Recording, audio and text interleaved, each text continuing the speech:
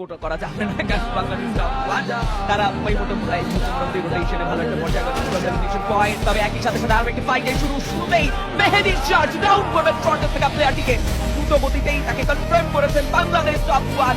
নামটি যেন এখন একটা ব্র্যান্ডে পরিণত হয়েছে এবং এই ম্যাচগুলোতে যত বেশি ডমিনেশন আসলে দেখছি টিমটির কাছ থেকে, তত বেশি মুগ্ধ হতে হচ্ছে প্রথম ম্যাচে টপ ওয়ান। এবং এতদের মধ্যে এখন ফাইট চলছে কে কার থেকে বেশি আসলে এলিমিনেশন পয়েন্ট কালেক্ট করবেন। টপ ওয়ানের কাছে 13 এলিমিনেশন পয়েন্ট, এই রয়েছে। তবে সব থেকে বড় এই মুহূর্তে মুশকিল যারা আসলে তৈরি করবে, যারা আসলে ক্রিটিক্যাল সিনারিও তৈরি করবে, that is Bangladesh top one and এই টিমের উপর because after all they are fully dominating this match. তবে আমরা লং থেকে এবার আলিফের তবে বুইয়াতে কি তাদের কাছে যাবে কিনা Bangladesh top one. 13 elimination point, short রয়েছে এই টুতে, still they are trying their best and the fight already overnight, they are shut down, no more time, no more opportunity. Already reflex কেউ টার্গেট করে নিয়েছেন তারা, বাট এইবার রিফ্লেক্সের একটা কড়া উদ্বেগ যেন কাঁদিয়ে দিল পুরো এই টুতে এলিমিনেশনে হ্যাশট্যাগ ওল্ড টু স্যাড। তবে বাংলাদেশ টপ ওয়ান সেই সুযোগেই কোপ দিয়েছে ইয়াস রিফ্লেক্সের তিনটি প্লেয়ারকে ডমিনেট করা প্রান্তর M79 এর গোয়েবল।